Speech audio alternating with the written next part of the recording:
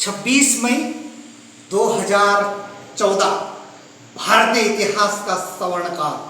अभिवादन स्वीकार कीजिए। मैं हूं आपका दोस्त बालकृष्ण बाविस्कर। आज मैंने कहा कि 26 मई आज भी है, किंतु आज 2023 है, क्योंकि इस देश में 15वां प्रधानमंत्री के रूप में नरेंद्र दामोदर दास मोदी ने प्रधानमंत्री पद की शपथ ग्रहण की थी। और उस प्रधानमंत्री के अब 9 वर्ष के कार्यकाल में क्या अच्छा हुआ, देश कहाँ तक पहुंचा, कितनी प्रगति की, ये जगजाहिर है। क्योंकि प्रधानमंत्री ने कहा था कि अच्छे दिन आएंगे, और निश्चित रूप से अच्छे दिन आए हैं। किंतु भारतीय लोकतंत्र की उस खूबसूरती की आप परखे, भारतीय संविधान निर्माताओं के उस बात को समझे। उन्होंने व्यवस्था की है पक्ष और विपक्ष। यदि कोई शासक वर्ग तानाशाह हो जाता है तो उसकी आलोचना करने के लिए, उसकी योजनाओं पर ध्यान रखने के लिए एक मजबूत विपक्ष की व्यवस्था की है, और यही भारतीय लोकतंत्र की खूबसूरती है। आज हम बात करेंगे भारतीय लोकतंत्र की खूबसूरती के साथ देश के पहले ऐसे प्रधानमंत्री जो कभी अपने पिता के साथ रेलवे स्टेशनों पर चाय बेचा करते थे, यानी कि एक चाय बेचने वाला भी इस देश के सर्वोच्च पद पर जा सकता है। ये हमारे देश की खूबसूरती है, और वो साबित हो गया जब नरेंद्र दामोदर दास मोदी इस देश में 15वें प्रधानमंत्री के रूप में हमारे समक्ष आए, और उन्होंने वादा किया था अच्छे दिन का। तब अच्छे दिनों की शुरुआत की बात होगी, सरकार की जन कल्याणकारी अच्छे विचारों की बात होगी, सभी वर्गों को आगे बढ़ाने की बात होगी।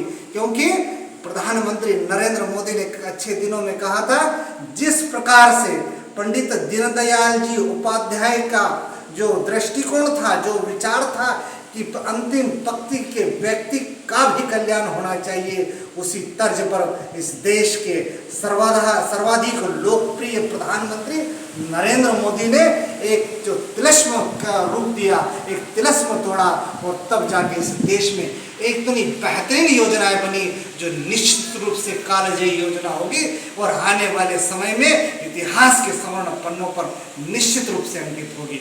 जब इस देश के प्रधानमंत्री नरेंद्र मोदी ने डिजिटलाइजेशन का उपयोग किया, उन्होंने सोचा कि देश के प्रधानमंत्री बनने के बाद इस देश के लोगों की जो परिस्थिति है उसको सुधार किया जाएगा।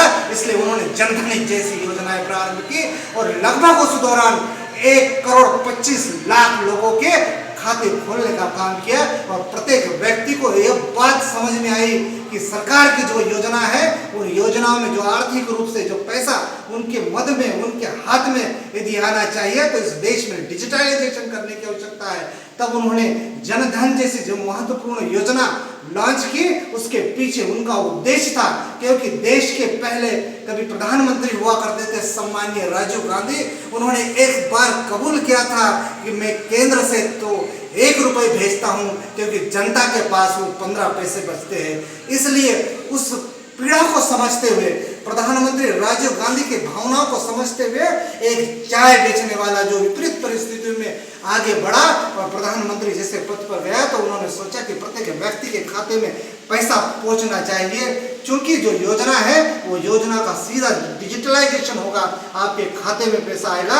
आप उनका उदाहरण देख लिए, प्रधानमंत्री आवास योजना।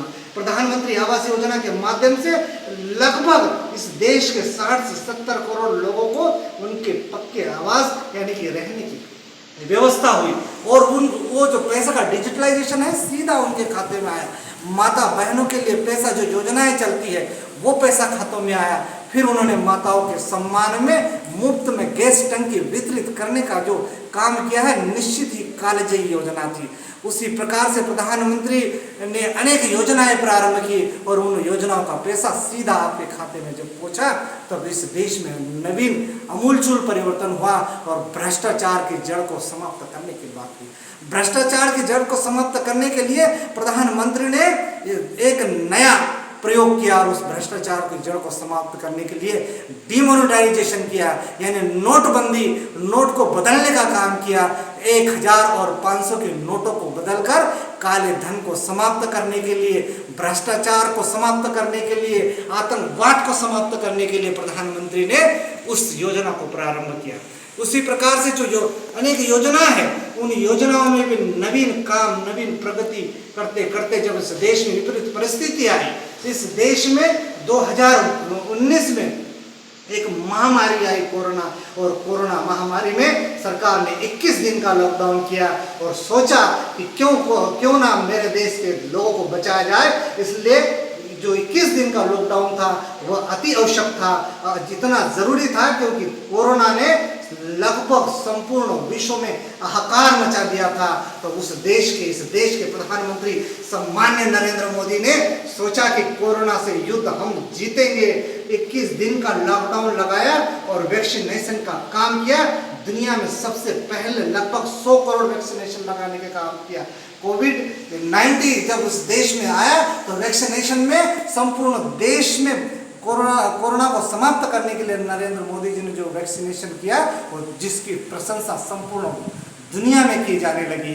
उसी प्रकार जब देश में विपरीत परिस्थिति आई, हमारे पड़ोसियों ने हमारी अच्छाई सहन नहीं की, क्योंकि वो चिर परिचित पुराने काल से हमारे घोर विरोधी है, जो राष्ट्रीय और अंतर्राष्ट्रीय स्तर पर कहीं न कहीं भारत की प्रगति को उसके दिल में दर्द होता है, और ऐसे दर्द का एक जख्म उन्होंने जम्मू कश्मीर में दिया। तो प्रधानमंत्री ने कहा कि हमारे वीर जवानों की जो शहीद हुए हैं वीर जवान, उनकी जो शहीद होने की जो परंपरा है उसको व्यर्थ नहीं जाने दिया, और सर्जिकल स्ट्राइक जैसा काम करके देश दुनिया को बता दिया, चीन को समझा दिया कि चीन अब 1962 वाला भारत नहीं है। तब जाके चीन ने भी इसका लोहा माना। और जब इस देश में नवाचार हुए, अभी मैं आपको एक नया उदाहरण देता हूँ। पापुआ न्यू गिनी के प्रधानमंत्री ने हमारे प्रधानमंत्री नरेंद्र मोदी जी के कदम छूने का काम किया, तो ये केवल उनका सम्मान नहीं है, ये भारत के लगभग सभी 1 अरब 35 करोड़ लोगों का अभिवादन है और 1 अरब 35 करोड़ लोगों का सम्मान है। उसी प्रकार अमेरिका के राष्ट्रपति ने कहा कि मुझे नरेंद्र मोदी जी का ऑटोग्राफ लेना है, तो ये हमारे भारत की सत्ता है। सामरिक दृष्टिकोण से, युद्ध की दृष्टिकोण से देश में अमूलचूल परिवर्तन करने से इतने नवीन प्रयोग इस देश में 9 वर्षों में हुए जो शायद इतिहास में अभी तक नहीं हुए। बात करने के लिए देश के प्रधानमंत्री के संदर्भ में बहुत ही चर्चा है, बहुत लंबा समय है, क्योंकि उनकी योजना जितनी है वो प्रभावशाली है, और समाप्त करने के लिए मुझे और अधिक समय चाहिए। इसलिए समय की बाध्यता को देखते हुए, आप लोगों का सम्मान करते हुए, और किसी समय मैं आपके सामने आऊँगा। तब तक आप मेरा पुनः हाथ जोड़कर आपसे निवेदन है कि मेरे न्यूज़ चैनल को यदि आपने सब्सक्राइब नहीं किया, आपने लाइक नहीं किया, तो अभी कर लीजिए।